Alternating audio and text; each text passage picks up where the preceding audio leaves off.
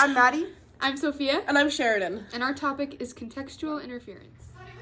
Contextual interference can be defined as practicing one skill, disengaging, and then later re-engaging. This can help strengthen the motor pattern forming ability. Hey, Sophie. Thanks, Maddie.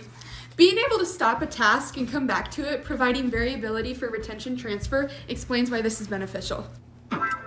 With conceptual interference, you're jumping from a lot of different motor patterns. At first, it can be kind of funky, and you might miss a couple shots. But don't worry, because as you get better, you'll learn that you can jump from different pattern to pattern, and that will help you in the long run. So, wake up! We're going to do this motor behavior. Oh no!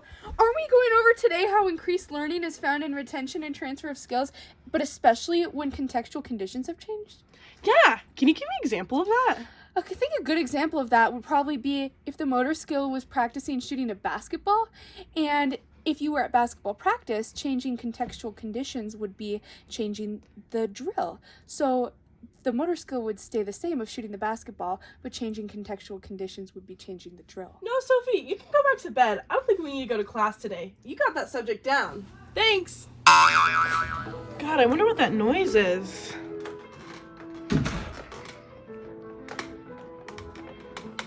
Oh, hey, Maddie, what are you up to? Oh, I'm just thinking about contextual interference. So basically there's three components to contextual interference that you should look out for. The first is blocked. So whatever the task is, basically, you will be completing all of that task before you move on. So, for example, if you have ABCs, all of the A's will be completed before you move on to the B's, all of the B's will be completed before you move on to the C's, and all the C's will be completed before you move on to the next. You do not move in between any of these. There's also random. So this is a completely random set. So a lot of times you'll see this in basketball where you'll just randomly pick up the basketball and shoot from wherever you're at. Or it can be in golf where you are constantly basing your new shot based off of wherever the previous one landed. So each individual task is completely random. The final component of contextual interference is serial.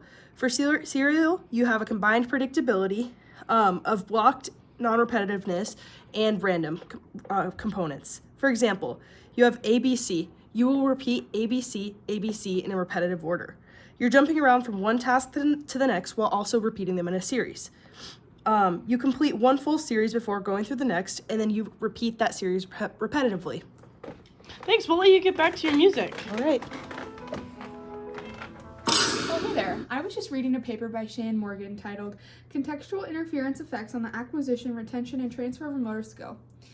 It said that the findings of their studies can be readily applied to the educational setting. Most instructors of motor skills teach one skill at a time, probably hoping to give the student an opportunity to learn the skill completely before moving on.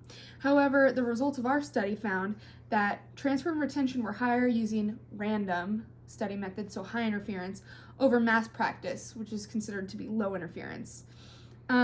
This suggests that instructors should instead teach a number of skills during a practice session, in order to achieve maximum retention and transfer. Assuming that the results can be applied to movements that differ in some respect from those of this study, teachers should be willing to incorporate this method into their teaching. My paper was a theoretical and empirical review of the contextual interference effect in the learning of motor skills by Frank Brady. And it said that practicing many related tasks or actions in a randomized order with a high level of contextual interference will result in a decreased performance during the actual practice or acquisition period, but will improve the overall learning and retention. A blocked schedule, on the other hand, with low contextual interference, will enhance performance during practice, but overall learning will be impaired. Therefore, you will learn more with randomized learning. Hey, Dad, I was just reading a paper called A Review of the Contextual Interference Effect in Motor Skills by Richard and Katie Hall.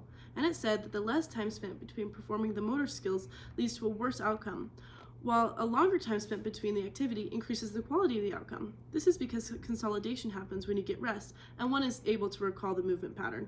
A good example of this is a tennis serve, block, and volley, because they all have similar movement patterns. Our question for the class is, how does contextual interference impact the learning process when individuals practice multiple tasks simultaneously versus when they are practiced individually?